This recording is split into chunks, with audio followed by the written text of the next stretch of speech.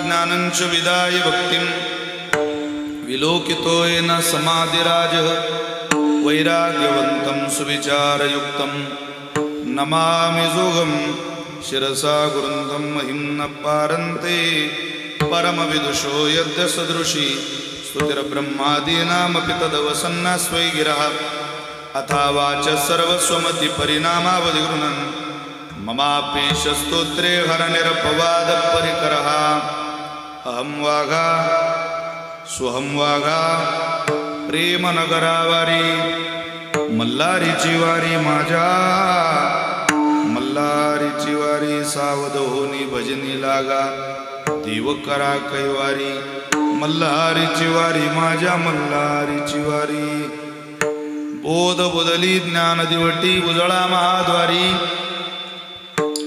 जा तिकडं कुठं जा असा एक गोड अधिष्ठान आपल्या या छोट्याशा गावातलं पिंपळगाव निपाणी मधलं अत्यंत प्रसन्न वातावरणात आजचं कीर्तन आपल्याला मिळालेल्या वेळेमध्ये भगवंताच्या चरणावर सुपूर्द करायचं आहे. मला मनापासून आनंद वाटला आज मंदिरात गेल्यानंतर. म्हणजे या परिसरात एवढं मोठं मंदिर मी पहिल्यांदा पाहतोय. खंडेरायाचं काय मोठं मंदिराचं काम केलं आपण, भव्य दिव्य मंदिर.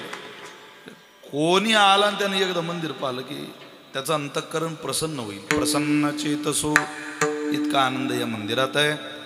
भगवंताच्याच प्रांगणामध्ये एका नैमित्तिक कारणाच्या निमित्तानं होऊ घातलेल्या कीर्तन सेवेकरता जगद्गुरु तुकोबारांचा 3 चरणाचा भक्ताला स्वधर्म शिकवणारा अभंग सेवेकरता निवडला. विठ्ठल विठ्ठल विठ्ठल विठ्ठल विठ्ठल. एका नैमित्तिक कारणाच्या निमित्तानं आज तुम्हा सगळ्या संत सज्जनांच्या भेटीचा सुयोग आहे. आदरणीय श्रद्धेय वैकुंठवासी प्रातस्मरणीय गजानन बाबा दादा सोनवणे यांच्या प्रथम पुण्यस्मरणाच्या निमित्ताने त्यांच्या स्वकीयांनी त्यांच्या आप्तजांनी या गोड कार्यक्रमाचं केलेलं हे नियोजन आहे. मी मनापासून उपस्थितांच्या चरणी प्रणाम करतो आणि मनापासून या सोनवणे परिवारातल्या सन्माननीय सदस्यांना धन्यवाद देतो की त्यांनी एक देखणा उत्सव आपल्या वडिलांच्या प्रित्यर्थ इथे आयोजित केलेला आहे. त्यामध्ये त्यांचा संपूर्ण परिवार आदरणीय त्यांचे सुपुत्र श्री हरिभाऊ गजाननराव सोनवणे, श्री नारायण गजानन सोनवणे, श्री दिगंबर गजानन सोनवणे या तिघ सुपुत्रांच्या वतीनं तद्वत सौ यमुनाबाई रमेश बोडके ही गजानन बाबांची कन्या आहे आणि गंगा भागीरथी लीलाबाई गजानन सोनवणे या त्यांच्या पत्नी आहेत. संपूर्ण सोनवणे परिवाराच्या संयुक्त विद्यमानं आज माझ्याकडे ही कीर्तन सेवा आलेली आहे. खूप दिवसापासून पिंपळगावला कीर्तनाला यावं असा नारायण मामांचा आग्रह होता. त्यातच आदरणीय आमचे संतोषभाऊ शिंदे माळसाकोरे त्यांचाही मला फोन झाला की बाबा आपण एवढे नारायण मामांच्या घरची सेवा केली पाहिजे. त्यांच्या प्रेमामुळं आग्रहामुळं ही सेवा माझ्याकडे त्यांनी सुपूर्द केली. मी नारायण मामांना संतोषभाऊंना मनापासून धन्यवाद देतो. आज महाराष्ट्रातलं भजन वैभव कीर्तनाला उपस्थित आहे. आदरणीय श्रद्धेय चिंतामण महाराज सानप आहेत,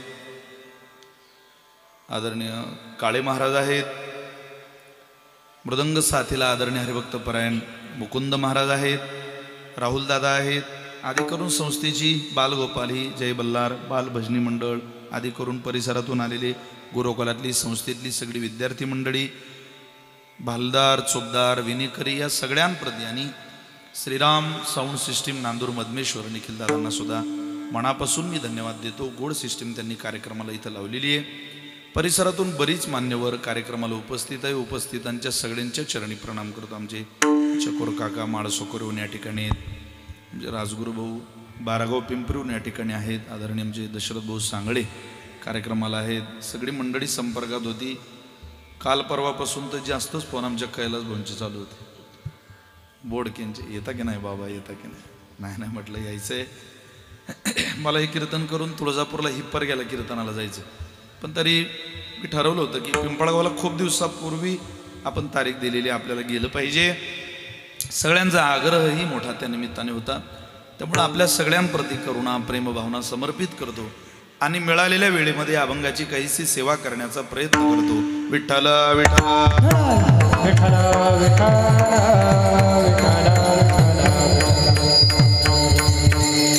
तळवाडे तारुखेडले आमचे डॉक्टर साहेब, डॉक्टर उषा हॉस्पिटलचे मालक डॉक्टर चौधरी साहेब या ठिकाणी दीक्षेवरून आहेत. भरपूर सगळे सहकारी, माझे अनेक मित्रमंडळी, काही नावं राहण्याची सुद्धा शक्यता आहे, पण आपल्या सगळ्यांप्रती माझ्या अंतःकरणामध्ये प्रेम आहे, जिव्हाळा आहे. जगद्गुरु तुकोबा यांचा 3 चरणाचा अभंग मी आपल्या समोर म्हटलेला आहे आणि ज्यांच्या निमित्तानं या अभंगाची सेवा आपल्याला करायची ते आदरणीय गजानन बाबा. मगाशी नारायण मामा परिचय देत होते, मला आनंद वाटला.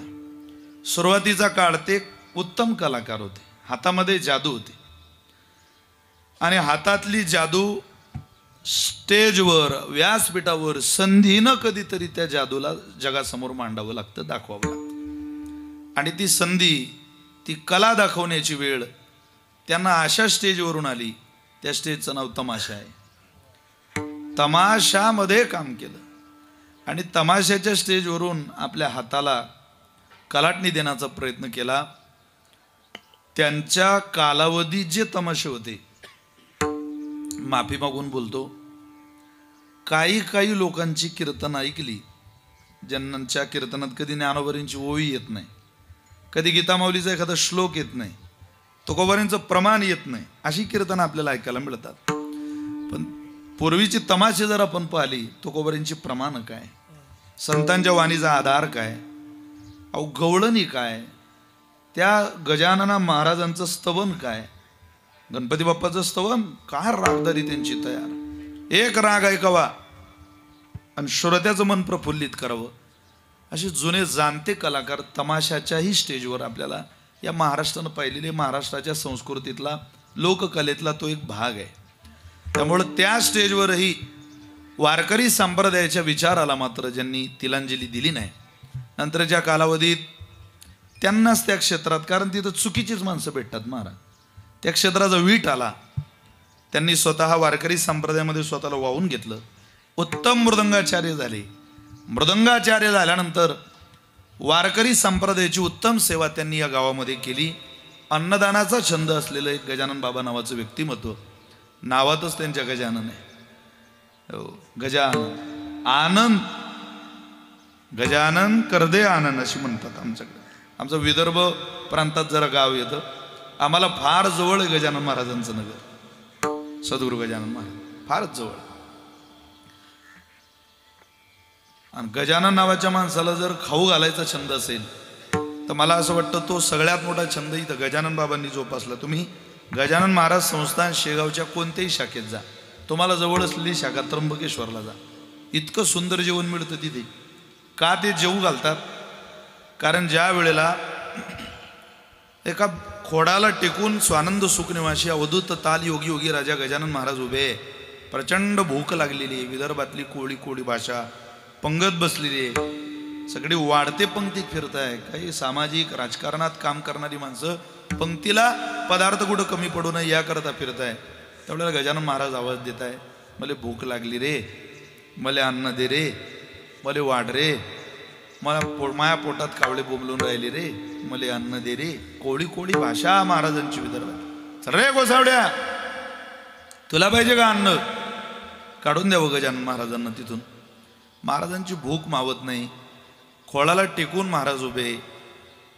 हा या पंक्तीतून जात नाही म्हणून अख्ख्या पंक्तीतल्या पत्रावळ्या उचलून आणल्या आणि त्या पत्रावळ्या ज्या खोडाला टेकून गजानन महाराज उभे त्या खोडावरच टाकल्या. ढिगाराच केला तिथं. हसायला लागले महाराज. अरे बरं झालं तुम्ही नाही अन्न दिलं मला, पण माझी अन्नपूर्णा मला अन्न घेऊन आली. उष्ट्या पत्रावळ्या इथं टाकल्या ना, आलं माझ्याजवळ अन्न. वाईट वाटतं कधी कधी की अन्न उष्ट होतं याचं नवल नाही, पण उष्ट अन्न खायला पत्रावळी सुद्धा स्वच्छ नव्हती, उष्टीच पत्रावळी.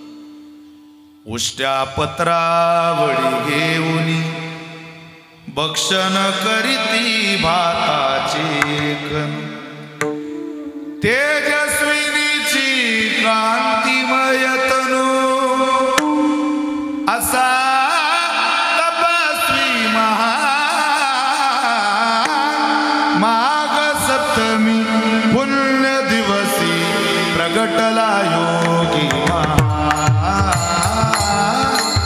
प्रगटला योगी.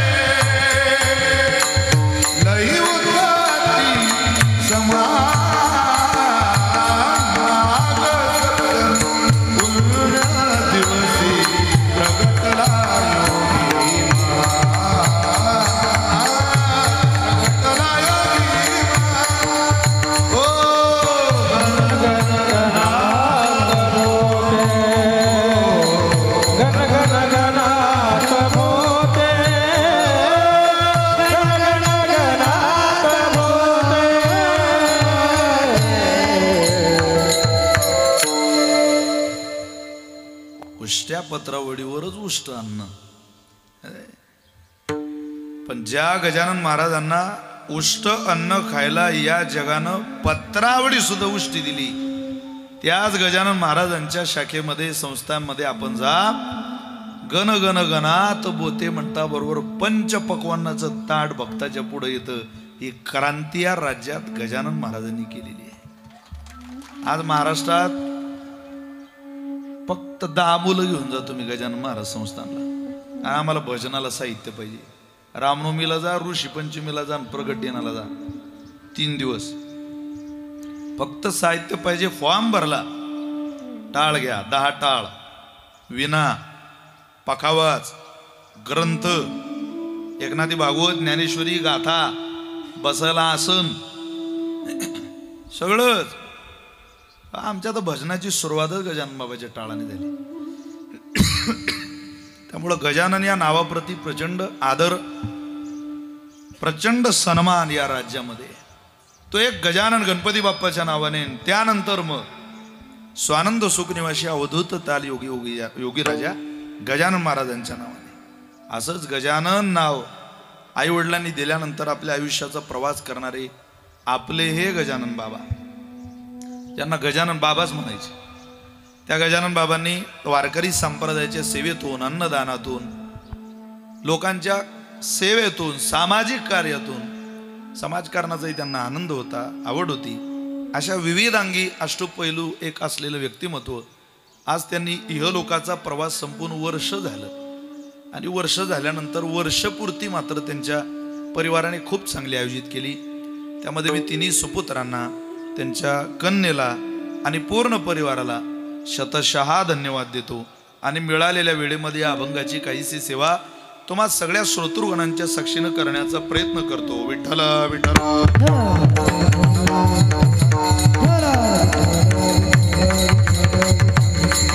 जगद्गुरु तुकोबरा या अभंगाच्या द्वारा भक्ताचा स्वधर्म काय आहे हे भक्ताला शिकवण्याचं, सांगण्याचं काम करत आहे. स्वधर्माची वाटचाल ही प्रत्येकाच्या आयुष्यात असली पाहिजे. ज्याने स्वधर्म सोडला त्याचा त्यालाही त्रास होतो, आणि ज्याबद्दल तो स्वधर्म निभवायचा आहे त्या परिवारालाही, त्या कुळालाही त्रास होतो. पत्नीने स्वधर्म सोडला पतीला त्रास होईल, भक्ताने स्वधर्म सोडला भगवंताला त्रास होईल, राजाने स्वधर्म सोडला प्रजेला त्रास होईल, प्रजेने स्वधर्म सोडला राजाला त्रास होईल. सांगा आता किती कठीण काम आहे होते.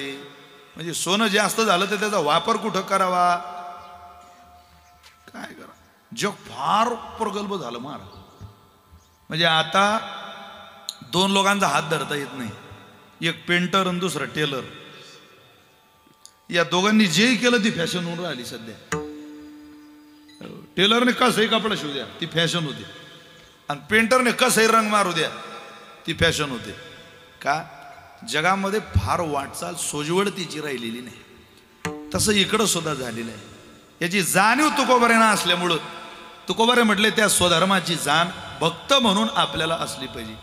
ज्ञानीमार्गाने जाणाऱ्या मुमुक्षुला, कर्माचरणाला, ज्ञानाला आणि भक्ती मार्गाने जाणाऱ्या लोकांना तुकोबारांनी उपदेश केलेले दिसत आहे. पण महाराज म्हटले हा उपदेश स्वधर्माचा आहे आणि तो भक्ता करत आहे. तो भक्तालाच कळेल काय स्वधर्म आहे. हो, निष्ठावंत भाव भक्तांचा स्वधर्म, निष्ठेनं भाव भगवंताच्या चरणावर समर्पित करणं हा मानवी जीवनाचा स्वधर्म आहे. लक्षात घ्या, हा स्वधर्म विसरू नका. तुकोबारे म्हटले ज्याने ज्याने हा स्वधर्म विसरला, चुकला, त्याला अंतकाळामध्ये त्रास झाला. मग त्याला अंतकाळात करतं माणसं खाली धरतात घरातले, तेव्हा कळो येईल अंतकाळी प्राण प्रयाणाची वेळी. प्राण जायच्या वेळेला कळतं काय, राहती निराडी रांडा पोरे सकळ. की अरे हे सगळे बाजूला राहतील आणि आपण आपला स्वधर्म विसरून चाललो. अरे राम राम राम राम राम. तुआ मुद्दल गमाविली आहे, त्याला व्याज तर मिळवलं नाही, उलट होती ते मुद्दल आपण गमावून बसलो. हे अंतकाळात माणसाला कळतं. मग त्यावेळेला स्मशान घाटावर लिहिलेलं असतं की प्यारे मंजिल तो तुम्हारी यही थी, उम्र बीत गई आते आते. मंजिल तो तुम्हारी यही थी पर उम्र बीत गई आते आते. क्या मिला तुझे दुनिया वालों से, अरे तुझे तो अपनों ने जला दिया जाते जाते. तुला ज्यांनी पेटवलं ती गावातली नव्हती वेड्या, तुझ्या घरातली होती. मतलब के है सब संग साथी, जब वक्त पड़ा तब कोई नहीं. टिकट मिला है जाने का, डेरा लगाया स्मशानों में. वहाँ जलाने वाले लाखों थे, ओ वहाँ जलाने वाले लाखों थे, जलने वाला कोई नहीं. मतलब के है सब संग साथी, जब वक्त पड़ा तब कोई नहीं. मतलब के है सब संग साथी, जब वक्त पड़ा तब कोई नहीं. जग मतलबी आहे, तेव्हा कळतं माणसाला स्मशानभूमी. तेव्हा कडून काय उपयोग आहे. तिथे गेल्यावर म्हणतात माणसं स्वधर्म काळ म्हणा. ज्या कालावधीत जसं वागायचं तसंच वागावं लागतं. उन्हाळ्यामध्ये गरम पिऊन चालत नाही, इथं काही थंड घ्यावं लागेल, मठ्ठा घ्यावा लागेल, लिक्विडला न्याय द्यावा लागेल. लिक्विड म्हणजे लिंबू सरबत, ज्यूस, याला लिक्विड म्हणतोय मी. ताक पिलं पाहिजे या दिवसात. मला एक जण म्हणे उन्हाळ्यात थंड काय, कैरीचं पण, लिंबू सरबत, बर्फ. म्हटलं उन्हाळ्यात थंड किचन, त्याचं किचन थंड, त्याचा उन्हाळा चांगला. नाही तर तू किती थंड पेन ते गरम असली तर काय करता, याला ती गार पाहिजे, नाही तर नाही होत ते. सुखी जीवनाला चाकोरी लागते महाराज. ज्या घरात चाकोरी सोडून वागणाऱ्या महिला आहे, चाकोरी सोडून वागणारी मुलं आहे, चाकोरी सोडून वागणारी माणसं आहे, त्या घरात आनंद कधी नांदायला येत नाही. तुम्ही पहा, ज्या महिलांनी लाज नावाचा स्वधर्म सोडला त्या घरात सुख नाही. ज्या घरामध्ये संशयग्रस्त नजरेने जग एकमेकांकडे पाहतं त्या घरात सुख नाही. अरे 11 वाजता लोकलची ट्रेन पकडून नवरा घरी येतो आणि संशयाच्या नजरेने बाई त्याच्याकडे पाहतं, काय सुख असेल हो त्या घरात. दिवसभर काम करतो बिचारा आणि संशयाच्या नजरेने पाहते. 10 दिवस माहेरात राहिलेली बायको आहे आणि ती घरी आल्यावर येताना नवऱ्याचा डबाही घेऊन येते, टिफिनही घेऊन येते, माझ्या नवऱ्याच्या आवडीचे पदार्थ आहे. तरी हा दरवाजा उघडल्यानंतर त्या बाईकडे संशयाच्या भावनेने पाहतो. त्या घरात कधी सुख नांदत नाही. जिना आपला स्वधर्म जगण्याचा सोडला, ती पुरुष असो ती स्त्री असो, दोन्ही तटाक दोन्ही तीर आपले उद्ध्वस्त करून ठेवतात. आणि काही लोकांनी स्वधर्म सोडूनच सध्या वाटचाल चालू केली. अरे सकाळ देवाच्या नावानं होत नाही, काही काही बहादरांच्या घरात ज्ञानेश्वरीनं होत नाही, गाथ्यानं होत नाही, सकाळ होत नाही देवाच्या नावानं, भांडणानेच. आमच्या गावातले एका तात्या नावाचा माणूस, रोज त्याची बायको 3दा भांडायची त्याला, 3दा बरं का, सकाळ दुपार संध्याकाळ 3 सांजा. आमच्या गुरुजींकडे आला म्हणे, बाबा ही खूपच भांडते हो, घटस्फोटच घेतो म्हणे. त्यानं घटस्फोट घेतला, पण ती बाई एवढी जुलाल होती महाराज. त्या बाईनं तात्याचा घटस्फोट होता बरोबर 15 दिवसानं तात्याच्या शेजारीशी लग्न केलं, पण तात्याशी भांडायला आलीच. ते म्हणे तो नाही तर शेजारी, पण मी भांडीन तर तू अशीच. काय या बायांना स्वधर्म शिकवता? त्याला संस्कार लागतात मूळ स्वधर्म कळायला, कारण तो भक्तांचा आहे. भक्तांचा स्वधर्म, भक्ताला स्वधर्म शिकवावा लागत नाही, तो 8-8 पिढ्यांपासून रक्तात आहे. उपास नाही, रक्तातच हवी लागते महाराज. कला ही रक्तातच हवी लागते. तुम्ही पहा, गुणवत्ता आणि अनुवंशिकता या दोन्ही गोष्टीचा जवळून संबंध आला की समजावं या घरावर परमेश्वराची कृपा आहे. बाप हुशार आहे आणि पोरग बेअक्कल निघालं, तसं नाही. बापाकडूनची हुशारी पोरानं निदान 50% घ्यावी आणि नंतर त्याचं 50% डोकं वापरावं आणि पुढं चालत राहावं. काही घरात आहे शिकवावं लागत नाही. माशाच्या पिलाला पोहणं नाही शिकवावं लागत, ते जन्मालाच पाण्यात येतं. त्यामुळे जन्माला आल्या आल्या त्याच्या बापाला विश्वास असतो, हे पोहणार, ते माझं आहे. समुद्रात आलं तर समुद्रात पोहणार, डबक्यात आलं डबक्यात पोहणार आणि समुद्राच्या दिशेनं जाणार. पोहणार, तुम्ही त्याला कुठेही घाला. माशाला असं आहे का विहिरीत पोहणारे मासे नदीत पोहू शकत नाही? तुम्ही कुठेही टाका त्याला, त्याचा स्वभाव आहे तो. त्याला माहिती आहे आपला स्वधर्म आहे, हा विसरून चालणार नाही,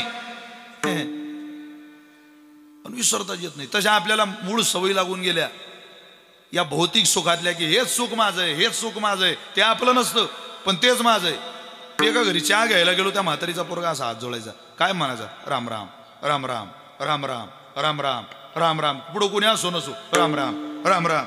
म्हटलं आजी काही तुझं पोरग भाविक आहे, कोणी आलं की राम राम म्हणते. ते बुढी म्हणे कोणी आलं की नाही तो कधी रामरामच म्हणत राहते. म्हटलं नशिबा नाही, तू खूप भाविक आहे तो. ते म्हणे तो भाविक नाही, तो जिल्हा परिषदला उभा होता आणि पडला, तेपासून असाच करून राहिला, राम राम राम राम राम राम. भुलले लोक जगणं एखाद्या सुखा करता माणसं पागल होऊ शकतात, देवा करता नाही. मूळ सवय जाऊन नाही राहिल्या लोकांच्या. मूळ सवय कशाला म्हणता, जी जातच नाही. एकदा लागली म्हणजे एका पोरीचं लग्न झालं, गरीब कुटुंबातली पोरगी श्रीमंत घराची सून झाली. तिला सवय होती, तिला कधी कोणी सांगितलं बाई पाणी आण, ती म्हणायची हा, दोन धुई हा, भांडी घास हा, झाडून काढ हा. एक दिवस सासऱ्यानं ऐकले, ते म्हणत हा हा हा काय करून राहिली, होय म्हणायचा. काही सांगितलं की होय म्हणायचं, हा म्हणायचं नाही. काय म्हणायचं असेल, ती म्हणे होय. काय म्हणायचं असेल, होय. काय म्हणायचं असेल, होय. म्हणे म्हणत असेल ना असं, म्हणे हा. याला मूळ संस्कार म्हणतात. ते जात नाही महाराज. ते घालवायला आणि स्वधर्माच्या वाटचालीत आणायला, चाकोरीत आणायला संत लागतात. जसं लेकराची बिघडलेली सवय सुधारवायला माय लागते, तसं जीवाची बिघडलेली सवय सुधारवायला आणि स्वधर्म शिकवायला संत रूपी माय लागते. तुकोबाराय ज्ञानोबाराय रूपी माय लागेल तेव्हा जे स्वधर्म कळत नाही. लहान लेकरू आहे, आपणही सगळे लहानातही छोटी छोटी पोरं आहे, यांना फार सवयी लागतात. पहा तुम्ही, काही कानातच असं करतात, काही पोरं नाकातच बोट घालतात. त्या आईला पटवत नाही, मूर्खा असं करायचं नाही, हे सांगायला माय लागते. अरे मी एका घरी सोमवार सोडायला बसलो, एवढा अंगठा तोंडात घाली पोरा, हा पुरा अंगठा, पुराचा पुरा. आणि मी जेवण करून राहिलो, म्हटलं मेलो गळ्या आता बापा रे. आणि हा अंगठा तोंडात घालते म्हटलं का बरं, तो नुसता तोंडात ना घाले, तो चोखून चोखून तो अंगठा बाहेर काढे आणि पुन्हा तोंडात घाले. मी जेवायला बसेल, जेव सांग तुम्ही घेता आरती चपाती, सुनील भाऊ दशरथ भाऊ घेऊन कोणी जेवीन. अरे कसं जेवीन, ते बिबतचं वाटतं ना मला चालते. मी कसं बस 1-1.5 चपाती खाल्ली. त्या मावशीला म्हटलं तुमचं पोर काही नाही. हो काय म्हटलं, त्याला खराब सवय लागली, तोंडातच अंगठा घालते. ते बाई म्हणे तुम्ही काळजी करू नका महाराज, माया बी ध्यानात आलं ते की खूपच तोंडात अंगठा घालून राहिला तो, पण उद्यापर्यंत मी त्याला ते सवय ठेवत नाही. म्हटलं चांगल्या चांगल्याच्या गेल्या नाही, आधी होती दासी पट्टर राणी, केली तिशी तिची हिंडणे जाय ना. एखादी सुया घ्या मनी घ्या विकणारी बाई गावात फिरली, तिला जर राजाची बायको केली तर तिची सवय जाईन का? आमच्या भागात झालतं ना असं, तिला 2 गल्ल्या फिरल्याशिवाय जेवणच धके ना, 2 गल्ल्या फिरूनच येत जायची राजाची बायको. मागच्या गल्लीत गेली, त्या बाया म्हणत घे ना तू राजाची बायको झाली. ते म्हणे चांदीचा हत्ती त्याला सोन्याची पाय, चांदीचा हत्ती त्याला सोन्याची पाय, आणि राजाचं नाव घेते अर्धी भाकर वाढ ग माय. याला म्हणता आधी होती दासी. म्हटलं चांगल्या चांगल्याच्या सवयी जात नाही, तू काय करून राहिली अशी सवय जाणार नाही. ती म्हणे बाई म्हणे महाराज पोरगा उद्या तोंडात अंगठा घालणार नाही म्हणजे नाही. आई येते शेवटी, तिथं हब नाही कामाला, तिथं मायच लागते महाराज. खरं सांगतो तुम्हाला, दुसऱ्या दिवशी त्या पोरगाचा तोंडात अंगठा घालणं बंद झाला बा.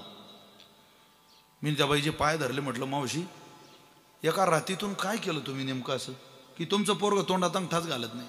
काही नाही म्हणे महाराज, त्याची थोडी चड्डी ढिली केली. म्हटलं चड्डी ढिली? त्याची चड्डी इतकी ढिली आहे म्हणे की हात चड्डीहून काढला की चड्डी खाली जाते, हात तोंडात घालीन कधी तो? त्याचं रिकामपणा ठेवलं नाही ना. पण मूळ वाटचालीत आणायला कोण लागतं? माय लागतं. जसं लेकराला वाटचालीत आणायला, अरे स्वधर्म आईनच शिकवला. आपल्याला काय कळत होतं का स्वधर्म? कीर्तनात बसलेला प्रत्येक जणांना मुतून जमीन सारवलेली, मुतून लघवी नाही म्हणत मी, मुतून. काय बोलताय तुम्ही विशाल भाऊ? अरे प्रमाण माझ्या नामदेवरांचं. मुतून या हाते, मुतून या हाते, मुतून या हाते भूमी सारवी, मुतून या हाते, मुतून या हाते, मुतून या हाते भूमी सारवी,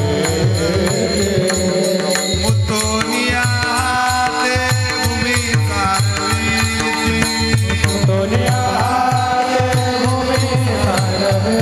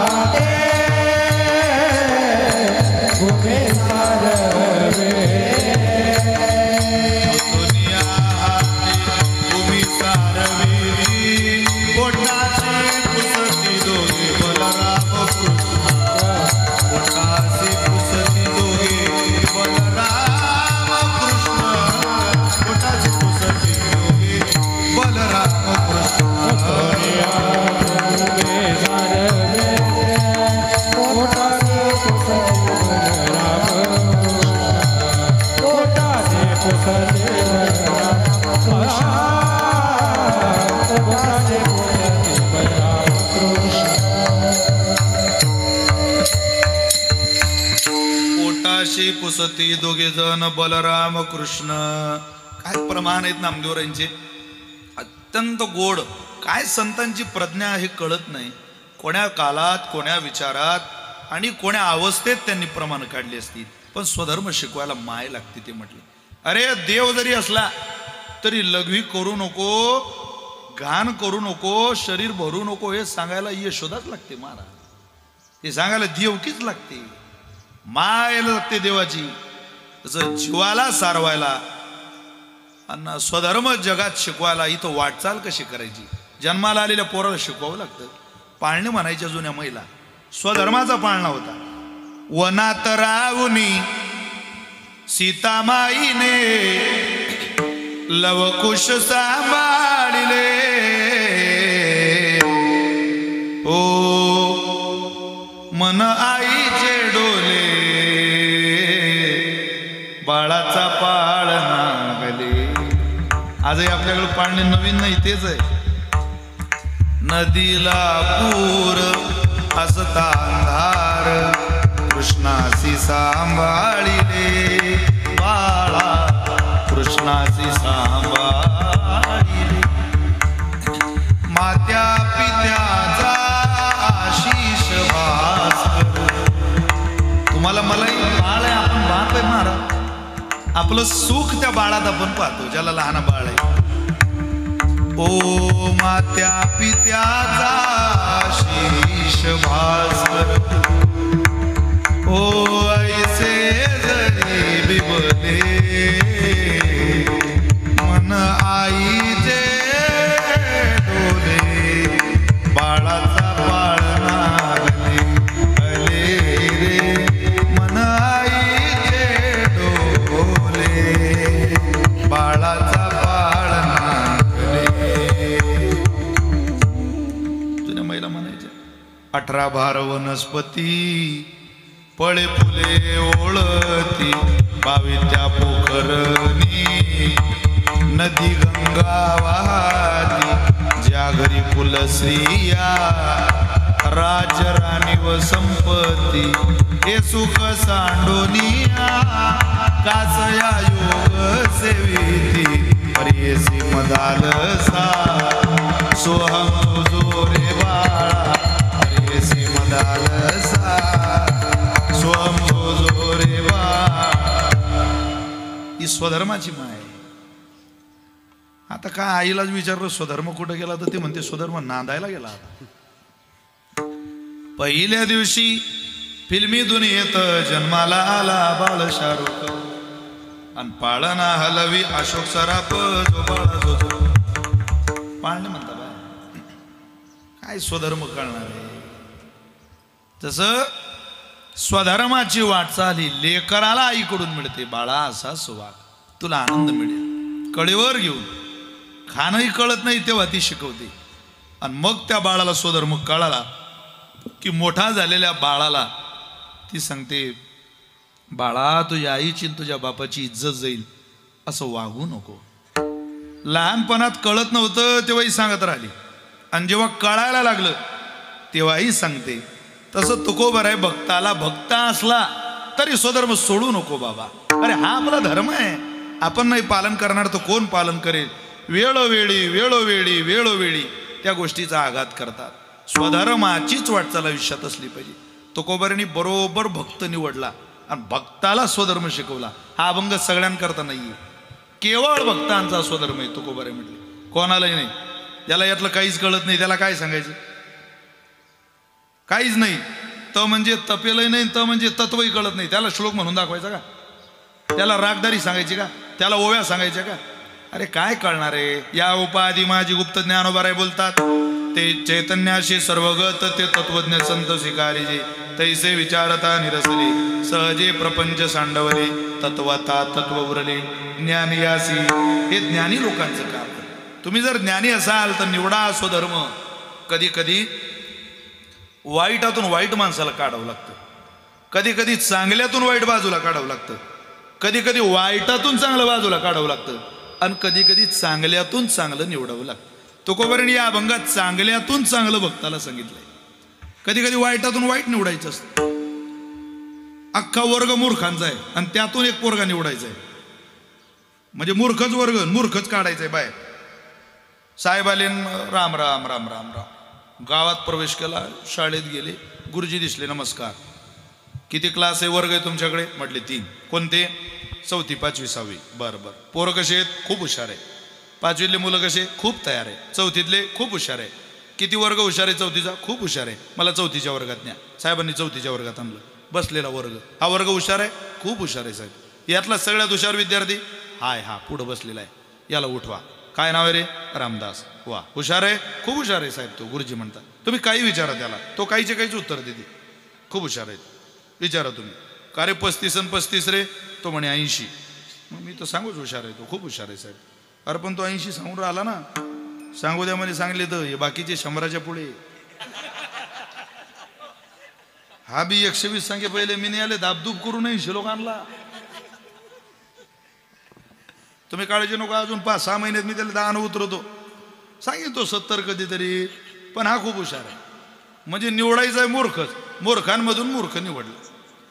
कधी कधी वाईटातून वाईटाचीच निवड होते. कधी कधी समाजामध्ये चालीरीतीत वाईटातून चांगल्याची निवड होते.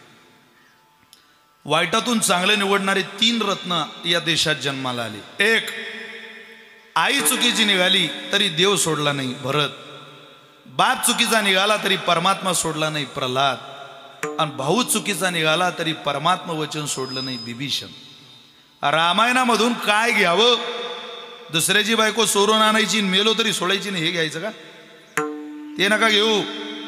अरे जो न्याय मार्गाने चालतो त्याला पशुपक्षी सुद्धा साथ देतात, आणि जो कुमार्गाने चालतो त्याला सक्का भाऊ सोडून देतो. हा सिद्धांत रामकथेतला आपण घेतला पाहिजे. कुमार्गाने चालणाऱ्या रावणाला विभीषण सोडून गेला, अन्याय मार्गाने चालणाऱ्या श्रीरामाला पशु पक्ष्यांनी साथ दिली. वानर सुद्धा चांगली वागली की साथ देतात. जटायू पक्षानं उपकार मानले, रामरायाला मी निरोप पोहोचवणार आहे. ज्या मांडीवर राजा दशरथाचा जीव जातो ती मांडी रामाची नाही. मुलाची कुठं मांडी? राजा दशरथाचा प्राण गेला तेव्हा. पण जटायू सारखा पक्षी प्राण सोडतो त्यावेळेला परमात्म्याची मांडी. कर्म आहे, थोडं कठीण आहे ते. त्यामुळं न्याय मार्गाने नीतीने व्यवस्थेने चालणाऱ्या लोकांना पशु पक्षी प्राणी कीटक सगळे साथ देत असतात. महाराज, भूमीवर प्रेम करणाऱ्या माणसाला जमीन सहकार्य करते. तुम्ही माझा दावा आहे, पहा तुम्ही. ज्याचा तो नात प्रेम जमिनीवर आहे, त्याला कामापुरती जमीन आहे, त्याच्यावर जमीन माऊली कधी कृपा करत नाही. त्याचा चाललाय तोडका मोडका प्रपंच. पण जमीनवाली आवाज देते. अरे नोकरदाराला सुट्टी असली तर तो ऑफिसकडे चक्कर मारत नाही. काही इज्जतदार शेतकरी असे, हाळाचे शेतकरी, नोकरदाराला ऑफिसला सुट्टी आहे तर ऑफिसकडे तो पाहत नाही. पण काही शेतकरी काम नसलं तरी रोज शेतात जातात. त्यांना विचारा, का ओ मालक, अरे काही काम नाही रानाकडं, आज काय चाललंय शेतीला? ते शेतकऱ्यानं दिलेलं उत्तर आहे, पोरा अरे जमीन आपली माय येले का? आईकडं काही काम असतं म्हणून जायचं नाही. कधी कधी तिच्या कुशीत जाऊन फक्त मिठी मारली तरी समाधान वाटतं. नुसतं बाळ येतो वर दूध प्यायचं का आईचं? नाही रे, दूध पिणं सोडल्यावरही तिच्या पोटाला चिकटून मिठी मारण्याचा आनंद केवळ आईजवळ आहे. पण ते उत्तम सदाचारी सुपुत्राला कळत असतं. कोणालाही कसं कळेल? तसं महाराज म्हटले, वाईटातूनही चांगलं घेणारी मंडळी. दिवस प्रतिकूल असला त्याच्यातून काय शिकता येईल, काय घेता येईल, पुढे काय जाता येईल, काय स्वीकारता येईल, काय अभ्यासता येईल, वाईटातून चांगलं बाहेर काढायचं. विठ्ठल कामत नावाचा माणूस झाला या देशात, या राज्यात. अनेक हॉटेली दिसतात तुम्हाला विठ्ठल कामत नावाच्या रोडला. तुम्ही हायवेला हॉटेली पहा. अहो आत्महत्या करणारा माणूस होता तो. पुलावर गेलता उडी टाकायला, पिंपळगावकर पुलावर उडी टाकणार, कर्जबाजारी झाला होता. पण उडी टाकणार त्यावेळेला त्याच्या कानावर एक आवाज आला, 5 रुपयाची भाकरी. हो 5 रुपयाची, घ्या घ्या घ्या, 5 रुपयाची भाकरी. लाजू नका दादा, 5 रुपये असतील तर द्या, नसतील तर पुन्हा कधीतरी या वाटेला गेल्यावर द्या. पण या रोडने उपाशी जाऊ नका. अरे 5 स्टार हॉटेलमध्ये शेकडो रुपये खर्च करून इतकं पोटभर जेवण होणार नाही तुमचं. एवढं जर्मनच्या पातळ्यातलं पिठलं आणि गरिबाच्या बाईनं हातावर थापलेली शुद्ध ज्वारीची भाकरी, गावरान दगडी ज्वारीची भाकरी, घ्यावो दादा, घ्यावो दादा, असा हात जोडून ट्रकवाल्याला विनंती करणाऱ्या बाईचा आवाज त्या विठ्ठल कामत नावाच्या माणसानं ऐकला. आणि मरतोय आपण, माणूस असून मरतोय, ही बाई असून प्रपंच सांभाळते. मरण्याचा विचार बदलला. आणि ती बाई जिथं 5 रुपयाची भाकरी विकायची त्या बाईला सांगितलं काही अंतरावर तुमचाही धंदा बुडणार नाही आणि माझाही धंदा चालेल, याकडे काही अंतरावर तुमचा आदर्श घेऊन एक हॉटेल चालू करतो. पिठलं भाकरीचं हॉटेल चालू केलं विठ्ठल कामत नावाच्या माणसानं. नावही विठ्ठल कामत दिलं. ते हॉटेल तालुक्यात फेमस झालं, रोडला प्रसिद्ध झालं, जिल्ह्यात फेमस झालं. जिल्ह्यात काय हो, राज्यातल्या प्रत्येक हायवेला विठ्ठल कामत नावाचं हॉटेल आहे. आनंद तुम्हाला सांगतो, याच विठ्ठल कामत नावाच्या माणसाच्या हॉटेलचं ओपनिंग 2 ते 3 वर्षापूर्वी अमेरिकेमध्ये सुद्धा झालेलं आहे. तेच नाव विठ्ठल कामत. मारायला गेलेला माणूस आहे, वेळ वाईट होती पण चांगलं घेऊन आले. थोडं कठीण असतं पण जी माणसं थकत नाही, जिद्द आहे, उमेद आहे, ती चालत राहतात. माझा भाऊ वाईट आहे ना, सोडून देऊ, रामप्रभूकडे जाऊ. वाईट वेळेतून सुद्धा चांगली वेळ साधू. 14 वर्ष अनुकूची दार दगडावर फिरणारे सीतामाईचे पाय, मखमलीच्या गादीवरचे पाय दगडावर गेले पण तरी तिनं संसार निर्माण केला. नाही तर लग्न विवाह हा जुगारच आहे. त्या जुगारात हारणाऱ्यांची संख्या जास्त आहे, जिंकणारे कमी आहेत. विवाह नावाच्या जुगारात फार थोडे लोक विवाहग्रस्त आश्रमामध्ये जिंकलेले, थोडे, नाही तर हारणाऱ्यांचं प्रमाण जास्त आहे. तुमचा माझा क्रमांक जर जिंकलेल्याच्या यादीत असेल तर पाठ थोपटून घ्या, कारण विवाहाच्या जुगारामध्ये जिंकण्याचं सौभाग्य देवाच्या बापाला सुद्धा भेटलेलं नाही. देवाचा बाप पत्नी चुकीची निघाली म्हणून रडतोय आणि तोच परमात्मा पत्नी सदाचारी निघाली मधून वनात सुद्धा नाशिक जिल्ह्यात पंचवटीत हसतोय. हे आश्चर्य आहे जीवनाचं. वाईट वेळेतून सुद्धा चांगला आनंद निर्माण करणारी या जगामध्ये अनेक माणसं आहे. वाईटातून वाईट, वाईटातून चांगलं, कधी कधी चांगल्यातून वाईट. निवडावे तन शेती करावे, शेती करावे, शेती करावे, शेती करावे, शेती करावे, शेती करावे. निवडावे जरी दळणावो जगडे, जरी दळणावो जगडे, जरी दळणावो जगडे. निवडावे जरी दळणावो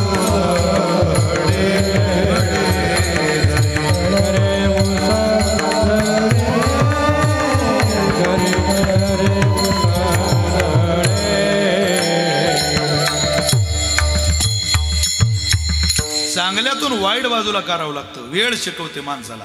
काय हो, दळण दळायला बसला, निसायला बसला तुम्ही महिलांनो, दळण आता गहू आपण आयते आणतो, सगळं खायचं आयतं आणतो, त्यामुळं निसण्याची पद्धत संपली. अहो बायकांना चष्मेच लागायचे नाही महाराज. का? डोळ्याला ताण आला पाहिजे म्हणतात कधीतरी. आपल्या डोळ्याला ताण येत नाही. आपण बारीक वस्तू नाही, फक्त मोठ्या मोठ्याच पाहतो. ते बारीक वस्तू, अहो जुन्या महिला असं खडे, बरोबर काय त्यांचं बोटं चालायची, बरोबरच. धक्का लागला की पडत तो खडा त्या गव्हात दिसायचा नाही, ज्वारीत दिसायचा नाही. जुन्या महिलांना बरं का. आता ज्या पोरींना तुम्ही जर सांगितलं दळण नीस, आता परवा मला एक बाई बाजारात भेटली, तिच्या पोराचं लग्न झालं, सून घेऊन आली ती बाजारात, आणि बाजारात दर्शन घेतलं माझं. बाबा आले नाही तुम्ही? म्हटलं मला जमलं नाही बुवा. असू द्या असू द्या, ही आमची नवीन सून आहे. म्हटलं खूप शिकेल दिसतात ताई. हो म्हणे खूप शिकेल आहे. पण तुम्हाला कसं समजलं बाबा? म्हटलं खाली टमाटे ठेवले आणि टमाटेवर आलू ठेवले तेव्हाच माझ्या ध्यानात आलं की चांगली शिकेल आहे. तिला काही कळणार आहे ते दळण बिळण.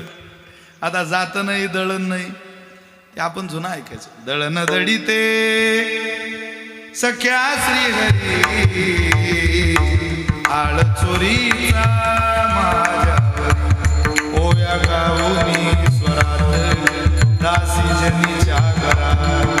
तिथं दळण दळावं. जात्याच्या जात्याच्या जात्याच्या जात्याच्या जात्याच्या मुखी गाली ते ग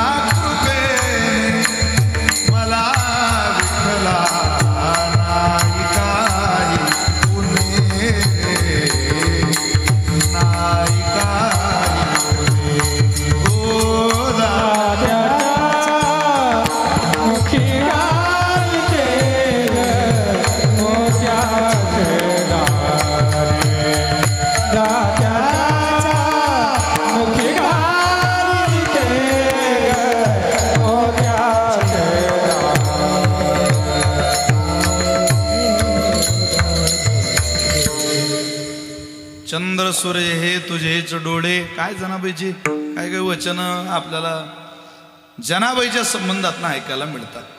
चला, चांगल्यातून वाईट, पण कधी कधी चांगल्यातून चांगलं निवडावं लागतं. त्यामध्ये भक्त म्हणून तुम्ही जर स्वतःला घेत असाल तर केवळ केवळ केवळ वाट्याला येईल तसं भजन, वाट्याला येईल तसा सोयीचा परमार्थ तुकोबारे म्हटले तुम्ही करू नका. तुम्हाला जर तुमचा परमार्थ, तुमची उपासना फलित व्हावी असं वाटत असेल तर चालित केलेल्या गोष्टी आयुष्यात कधी वायाला जात नाही. तुकोबारे ती भक्ताची चाकोरी काय हो? निष्ठावंत भाव ही भक्ताची चाकोरी. आणि त्यानं या निष्ठेला, या भावनेला निर्धार या शब्दात बांधावं आणि निर्धार करून आपलं भक्तत्व सिद्ध करावं. हा स्वधर्म शिकवण्याचं काम जगद्गुरु तुकोबार आहे. सेवेला निवडलेल्या अभंगाच्या पहिल्या चरणात निष्ठावंत भाव भक्ताचा स्वधर्म, निष्ठावंत भाव भक्ताचा स्वधर्म, निष्ठावंत भाव भक्ताचा स्वधर्म, निष्ठावंत भाव भक्ताचा स्वधर्म,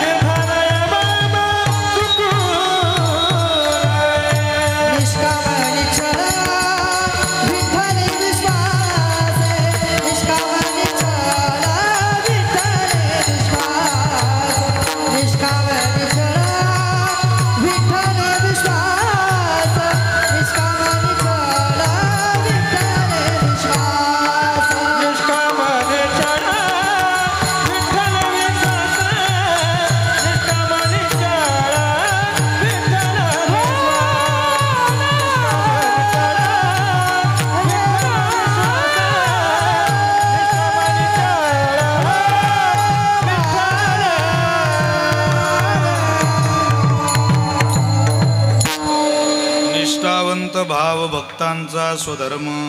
किती गोड वचन आहे, लक्षात घ्या श्रोत्यांनो. तुम्ही सगळे उंच दर्जाचे श्रोते आहात. मनुष्याची लेवल खूप सुंदर असावी कीर्तन श्रवणाची.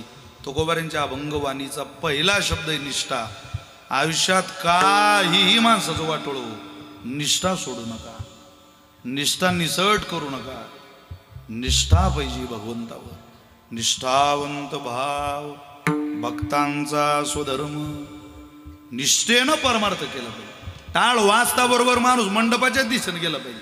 हे टाळ बारशाच्या कानावर येत आहे की श्राद्धाची येत आहे की कोणाच्या वाढदिवसाची येत आहे, हा विचार माणसाच्या मनात येऊ नये.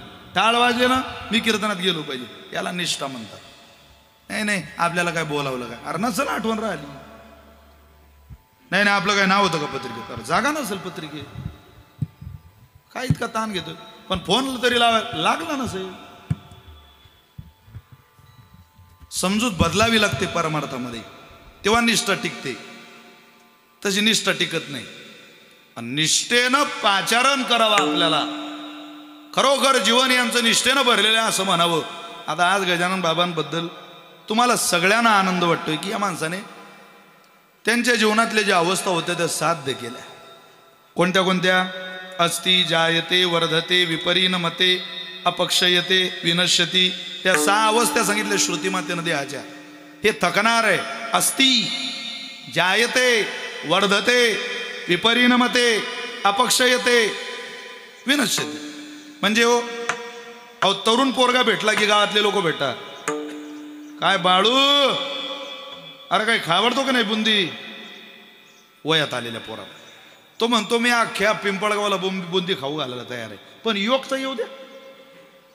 काय अशी बुंदी घेऊन फिरू का? बार त्याचा योग आला की मग तो भेटतो, काका 26 तारखेला या. काय लग्न आहे? अरे वा, जुळलं का तुझं? वा वा, चांगलं झालं गड्या. लग्न झालं, 6 महिन्याने लग्न झालेला भेटला. बाळू, अरे काय पेळा? तो म्हणे बुंदी जिरू तर दे. 6 महिने झाले बुंदी खाल्ली, लगे 6 महिन्यात पेळा असतो का? पेळ्याला निदान 9 महिन्याचा कालावधी लागतो ना येड्या, की तुला तेही कळत नाही. मग तो म्हणतो काका आहे अस्ति आहे. बरं पोरगा झाला की भेटतो, काका पेळा घ्या. काय? जायते, पोरगा आलं जन्माला. अरे वा वा. 3ऱ्या वाढदिवसाला त्यानं विशाल महाराज खोलेंचं कीर्तन ठेवलं. आणि तो गिऱ्हाईक ते विचारणारा कीर्तनाला आला. आणि ते म्हणू, अरे कोणाच्या निमित्तानं कीर्तन आहे? अरे तुम्ही ज्याचा पेळा खाल्लाय त्याचं. म्हणजे एवढा मोठा झाला का तू? मग वर्धते, स्वभाव आहे देहाचा. आधी अस्ति, मग जायते, वर्धते, विपरिणमते, मग दाढी मिशी, अपक्षयते, मग गुडघे जातात हळूहळू. मग अख्ख्या गावात एक दिवस चर्चा होते, टिंब टिंब गेले. विनश्यती, जन्मापासून तर मृत्यूपर्यंतचा हा प्रवास. स्वराज्य संस्थापक छत्रपती शिवाजी महाराज बसलेले. आणि तुकोबऱ्यांच्या कीर्तनाचा विषय दया आहे. दया हा धर्म तुकोबऱ्यांनी कीर्तनात सांगितला. त्यावेळेला कीर्तन झाल्यानंतर तुकोबऱ्यांशी संवाद साधत असताना हिंदवी स्वराज्य संस्थापक महाराजाधिराज छत्रपती शिवराय म्हटले, महाराज तुम्ही इतकी गोड दया कीर्तनातून सांगितली की आता असं वाटतं आयुष्यभर दयाच करावी, पुन्हा तलवारच हातात घ्यायची नाही. त्यावेळेला तुकोबरे म्हटले, राजे हा दयेचा धर्म सगळ्यांकरता सांगितला नाही मी. तुम्हाला जर दया करावी वाटत असेल तर मी सांगतो ती दया करा. दया तिचे नाव भूतांचे पालन, आणि निर्दलन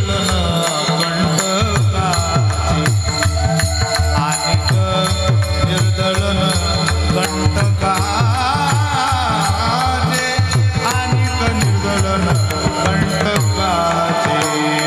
दया तिचे नाव भूतांचे पालन,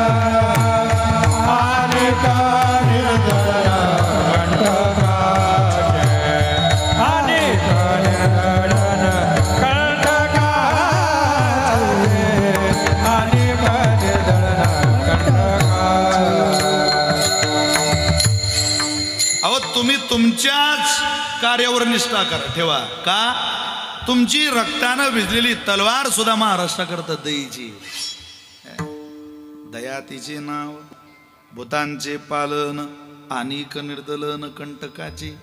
तुकोबारींची भाषा जितकी या दर्जाची आहे की अधिकार तैसा करू उपदेश. तुम्ही जर भक्त म्हणून घेत असा स्वतःला तर जेने विठ्ठल मात्रा घ्यावी तेने पथ्य सांभाळावी. तुम्हाला पथ्य सांभाळावी लागतील. आणि ते पथ्य म्हणजे निष्ठावंत भाव. हे क्रियेचं नाही, हे भावनेचं जग आहे. इथं क्रिया दाखवावी लागत नाही. व्यवहारामध्ये क्रिया लागते आणि परमार्थामध्ये भावना लागते. तिथं क्रियेनं जगता येत, भावनेनं जगता येत नाही प्रपंचामध्ये. आणि परमार्थामध्ये क्रियेनं जगता येत नाही. म्हणजे चित्रकलेच्या पेपरला विद्यार्थ्यांना सांगायचं धावणारी रेल्वे काढा, आणि पटपट पोरांनी धावणारी रेल्वे काढायची. सगळे पोरं धावणारी रेल्वे काढताय, पण एक त्याला धावणारी रेल्वेच काढता येत नाही. तो प्रचंड आळशी. त्यानं मोठा यम काढला. यम काढून 4-5 त्या यमवर रेषा ओढल्या. तो यम म्हणजे डोंगर झाला. तिरप्या ओढलेल्या रेषा म्हणजे झाडं झाली.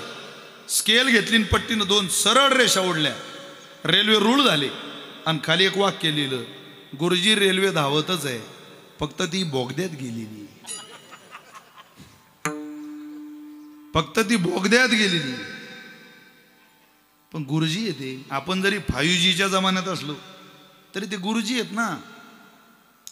ते म्हणताय बाळू काही हरकत नाही, रेल्वे बोगद्यातून आली की आपण तिला मार्क देऊ, तोपर्यंत जागेवर जाऊन बैस. व्यवहारामध्ये कागदावर रेल्वे दाखवल्याशिवाय गुण मिळत नाही. याच्या उलट आहे या परमात्म्याजवळ.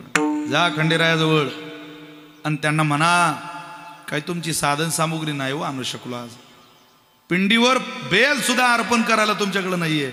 एखादं निरगुडीचं पान सोडा आणि भगवंताच्या पिंडीवर वाहा, फक्त मनात स्वीकार करा. अहो स्वीकार करा असं म्हणता बरोबर निरगुडीचं पान सुद्धा सुवर्णाची बेल म्हणून स्वीकार करण्याची ताकद या परमात्म्यामध्ये. फक्त निष्ठा पाहिजे. निष्ठावंत भाव भक्तांचा सुधर्म निर्धार हे निर्धार करा, वर्म चुकू नये. निष्ठा देवाच्या पायाजवळ असलेली की माणसाचं भलंच होतं. मी तर महाभारतातलं अनेकदा उदाहरण सांगतो. इथं राजकीय सामाजिक जीवनात काम करणारी अनेक मंडळी आहे. पा निष्ठा आपण परमात्म्याच्या चरणावर ठेवली का देवा आपलं भलंच करतो. याकरता इतिहास भारतीय महायुद्ध आहे. भगवंताने खूप प्रयत्न करूनही महाभारताचं युद्ध थांबवू शकला नाही. विशेषतः थांबवायचं नव्हतं परमात्म्याला, युद्ध घडून आणलं. पण त्या युद्धामध्ये भगवंतानं मदत करायची अशी दोघांनाही इच्छा झाली. माझा विरोधक जरी असला तरी याने मला यावेळेस मदत करावी, पुढच्या वेळेस आम्ही तुम्हाला करू असं ते ठरतं. विधानसभेला केली तर आम्ही तुम्हाला झेडपीला करू, तुम्ही आम्हाला झेडपीला केली तर आम्ही तुम्हाला पंचायत समितीला काही पुढच्या वेळेस संधी देऊ, असं सूत्र असतं ते समाजकारणात राजकारणात. त्यावेळेला दुर्योधन भगवंताकडे गेला, जमत नव्हतं तरी गेला. युद्धाला तुम्ही सहकार्य करावं अशी आमची इच्छा आहे. काय पाहिजे तुला? तुमचं सगळं सैन्य मला द्या. अर्जुना तुला रे? मला सैन्य नको देवा, तुम्ही माझ्या बाजूला या. बरं बा, वाटप झाली. हा दुर्योधन घरी आला आणि मामाला सांगितलं शकुनीला, मामा आपल्या बाजूला सैन्य आलं भगवंताचं, त्या कृष्णाचं सैन्य आलं. आणि भगवान श्रीकृष्ण त्याला काय करता म्हणे घेऊन, तो देऊन टाकला मी अर्जुनाला. शकुनी राजकारणात हुशार होता महाराज. तो म्हणे दुर्योधना तुला समजलं नाही हे घडलेलं, म्हणजे तू सैन्यापेक्षा कृष्ण घ्यायला पाहिजे होता. या सैन्याला काय करते ते बिना मालकाची फौज? अरे मालक पाहिजे ना फौजीला. हे वाहत जातील उद्या कुठेही. बिना मालकाच्या फौजीला किंमत नाही, फौजीला मालक लागतो. तू एक काम कर, अजूनही काही प्रयत्न करता येतात का बघ भगवान श्रीकृष्णाला तुझ्या बाजूने वळवायचे. ते म्हणले आता ते शक्य नाही. मग मी सांगतोय तसं कर. राजकारणात आज सर्रास वापरली जाणारी भेदबुद्धी शकुनीनं दुर्योधनाला सांगितली. 4थ्या क्रमांकाची नीती राजकारणातली साम दाम दंड आणि भेद, भेदनीती सांगितली. भेदनीती म्हणजे भगवान श्रीकृष्णाचं सहकार्य मिळवण्याकरता केलेली युक्ती. अगदी सोपं करून सांगतो. भगवान श्रीकृष्ण कोणाच्या बाजूने ओ पिंपळगावकर? बोला बोला, तुम्ही बोर झाले का? मी घरी जाऊ का? कोणाच्या बाजूने? अर्जुनाच्या. आणि सैन्य कोणाकडे? आता भगवान श्रीकृष्णाचं सहकार्य सरळ सरळ कोणाला होईल? अर्जुनाला. आणि सैन्याचं दुर्योधनाला. पण भगवान श्रीकृष्णाचं सैन्य जरी आपल्या ताब्यात असलं तरी भगवान श्रीकृष्णाचं सहकार्य अर्जुनाला होणार नाही. याकरता तू काहीतरी कर. राहू दे त्याला तिथं, पण सहकार्य होता कामा नये. काही माणसं नेत्याच्या जवळ राहतात पण सहकार्य नाही होते नेत्याला, उलट त्रास. हे इथूनच सुरू झालंय. जवळ राहता, वेळ आली की सुरीच मानेला. सगळा व्यवहार जशाच्या तसा उतारून सांगता दुसऱ्याला. साहेब गाव गेले, तो गट गेला, बरोबर बातमी पोहोचवली. खबरी लोक असतात काही. आता ते माझ्यापेक्षा या मंडळीनं सगळ्यांना जाणते. ही मंडळी त्यातच, कारण ते माणूस पाहिलं की ओळखता कोण्या लेवलचा आहे. काय महाभारतातले प्रसंग आहेत, काही काही आश्चर्य व्यक्त करणारे प्रसंग आहे, आपण वाचत नाही. पाहतो मी असं घडलं. भगवान श्रीकृष्णाचं सहकार्य तुला व्हावं याकरता काही कर. नाही तुला झालं तरी चालेल, पण त्याला होणे असं काहीतरी कर. मी अजून सोपं करून सांगू का? हे मुकुंद महाराज लाड आणि मी, समजा आम्ही दोघं जण एकमेकाच्या विरोधात उभे राहिलो निवडणुकीला. महाभारत काय सांगतो, खूप निवडणुकीला रंग चढला. माझ्या प्रचार सभा, त्यांच्या प्रचार सभा, रणधुमाळी प्रचारण, सगळं काय त्या गाड्या आणि ते झेंडे आणि त्या टोप्या आणणारा बाप बाप बाप बाप धम धडाका चाललेला सगळा. मला वाटतं आपलाच विजय, त्यांना वाटतं आपलाच. दोघे आम्ही खुश. पण शेवटच्या दिवशी माझ्या लक्षात या राहुल महाराज सानपांकडे 5000 मतदान आहे, गठ्ठा मतदान आहे, आणि ते सांगतील तिथं तो मतांचा प्रवाह जाणार आहे. मला समजलं राहुल बुवाने आपल्याला मतदान केलं तर विजय आपला, मुकुंदाबुवाला केलं तर विजय मुकुंदाबुवाचा. पण माझ्या जवळजवळ लक्षात आलं मतदानाच्या आदल्या 2 दिवस आधी की यांचं काही कल आपल्या बाजूनं मतदानाचा नाही, हा कौल सगळं तिकडं चाललेलं आहे. मग त्यावेळेला माझी युक्ती असली पाहिजे, राहुल बुवांचं 5000 मतदान मला नाही झालं तरी चालेल,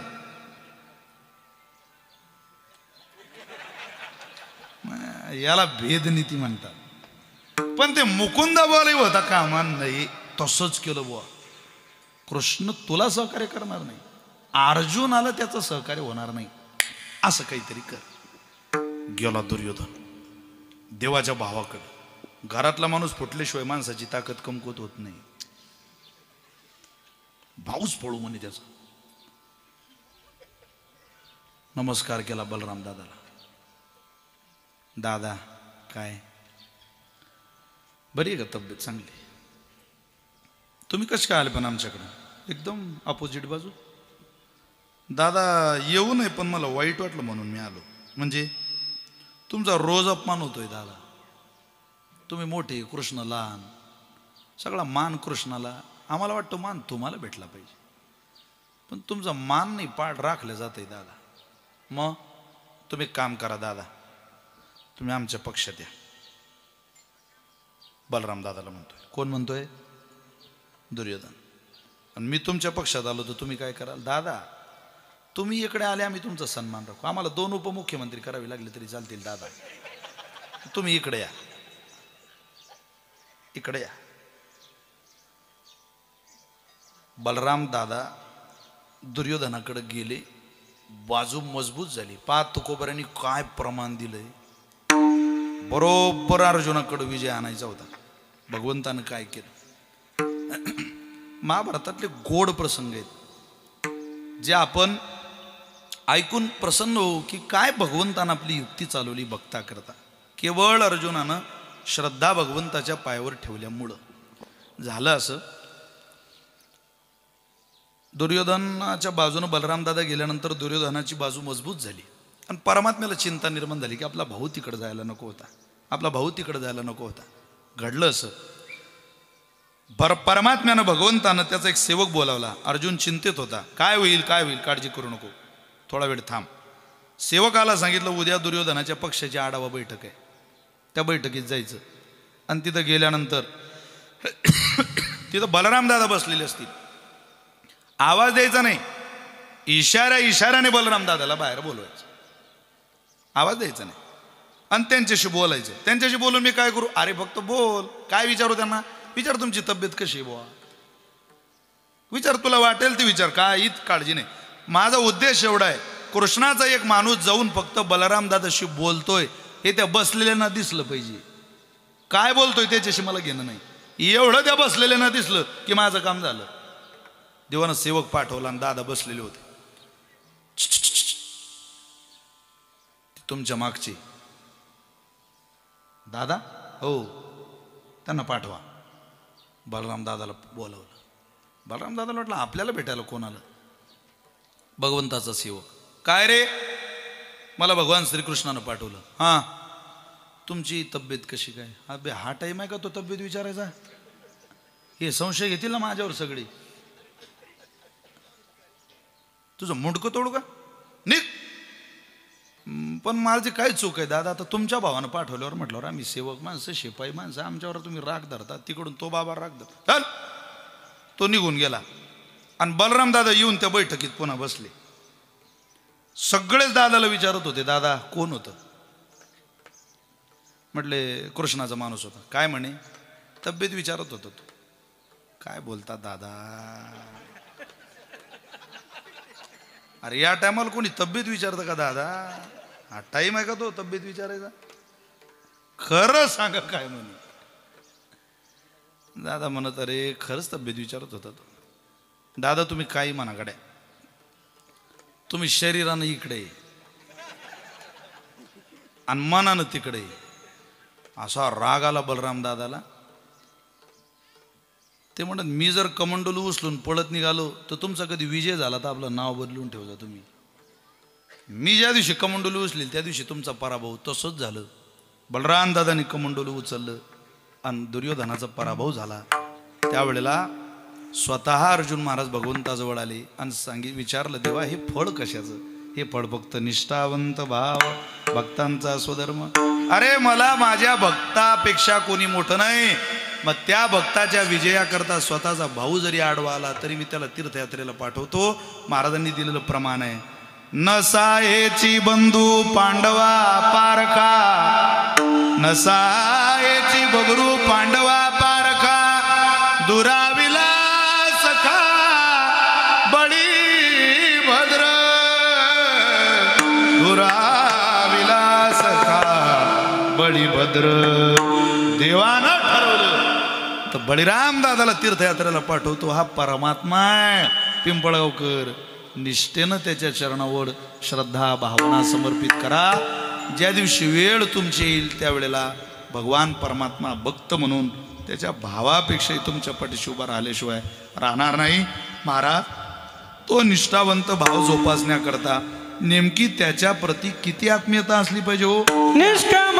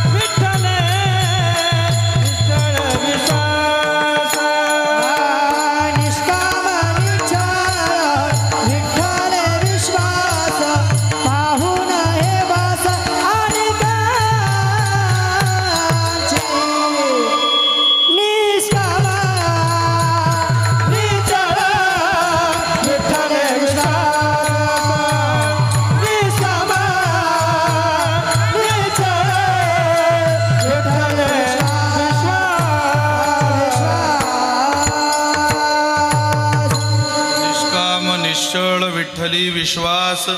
निष्काम आणि निश्चळ ही दोन शब्द निष्ठावंत भावनेकरता खूप गरजेचे.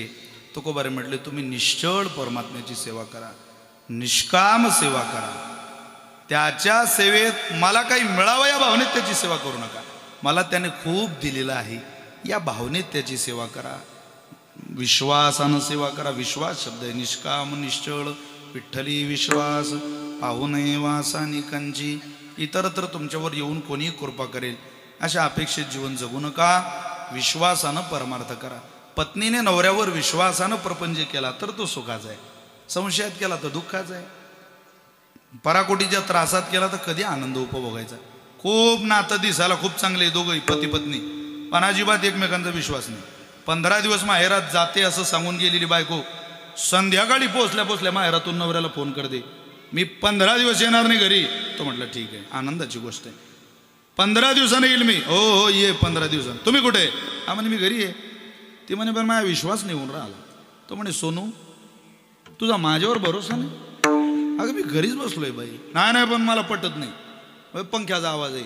ते म्हणे त्याचं रेग्युलेटर बदललं, त्याचा आवाज येत नाही. आता तुम्ही किचनमध्ये जा आणि आपलं मिक्सर चालू करा, त्याचा आवाज माझ्या कानावर पाठवा. त्यानं मिक्सर चालू केलं. हां ती बाई म्हणे आता तुम्ही घरी. दुसऱ्या दिवशी पण तुम्ही कुठे? हा म्हणे घरीच आहे. ती बाई म्हणे करा चालू मिक्सर. तिसऱ्या दिवशी पण तुम्ही कुठे? मी घरीच आहे, करा मिक्सर चालू. चौथ्या दिवशी पण तुम्ही कुठे? हा म्हणे मी घरीच आहे. आणि मिक्सर जोच उभा आहे. मला माहीत होतं तेव्हा फोन येईल. 15 दिवसानं घरी येणारी बाई 5व्या दिवशी घरी आली. दारात येऊन पाहते तर घराला कुलूप.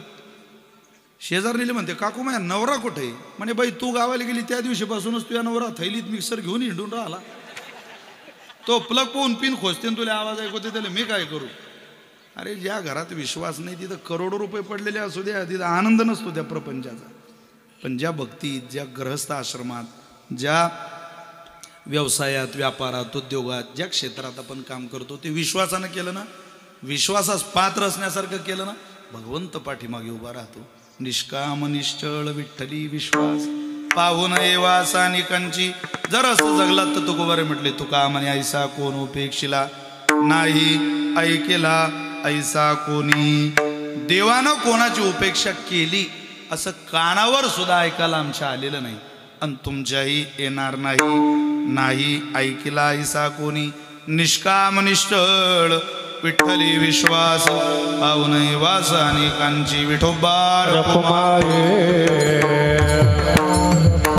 बोला बोला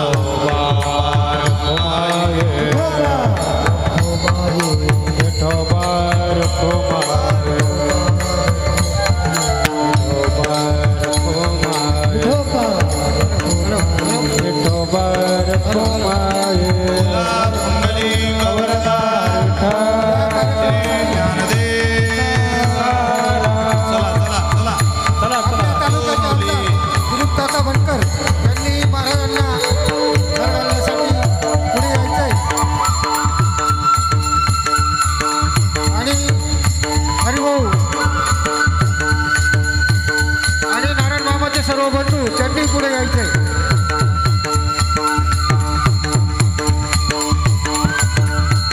विठोबार फुमाये विठोबार फुमाये विठोबार फुमाये विठोबार फुमाये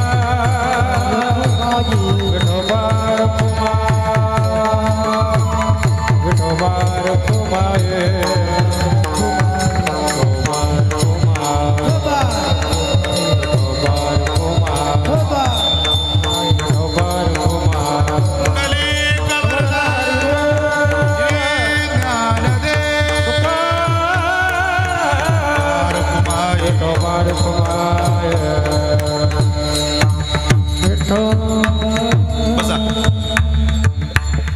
आदरणीय आमदार दिलीप काका बनकर या ठिकाणी कार्यक्रमाला उपस्थित आहे.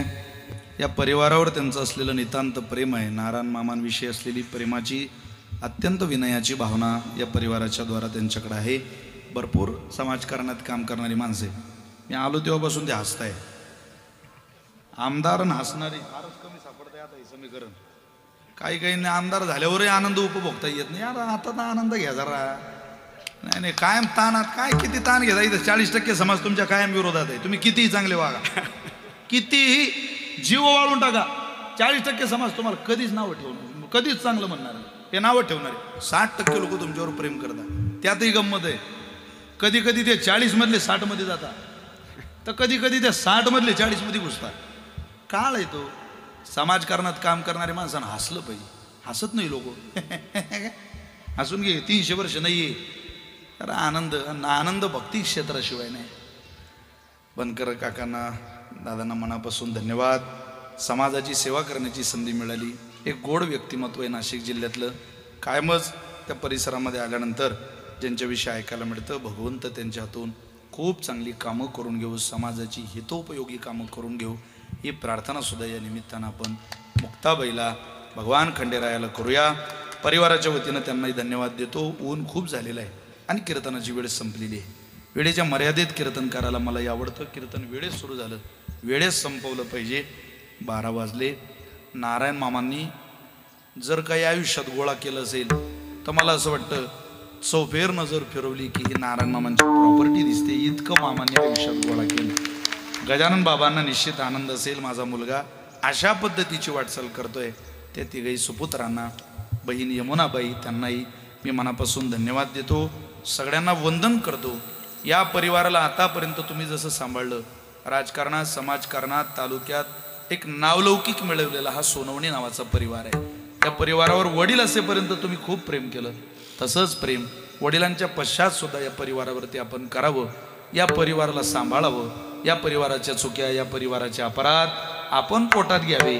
आपण मोठ्या अंतःकरणानं आशीर्वादाची थाप या नारायण बाबांच्या, या सुपुत्रांच्या पोरांच्या पाठीवरून फिरवावी.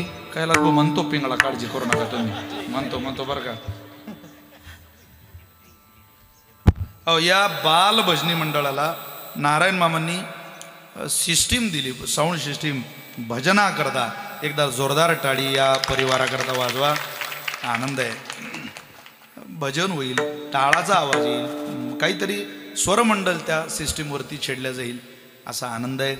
परिवाराला पुनश्च एकदा वंदन करतो आणि मिळालेल्या वेळेत झालेली सेवा पूर्णतेला नेतो. चिंतामण महाराज सानप, काळे महाराज, आदरणीय मुकुंद महाराज लाड, राहुलदादा, संस्थेतलीच सगळे विद्यार्थी, आज माझे अनेक मित्र कीर्तनाला आलेले आहेत. माझ्यावर बंधूत प्रेम करणारे आमचे गौरवदादा चकोर आहेत.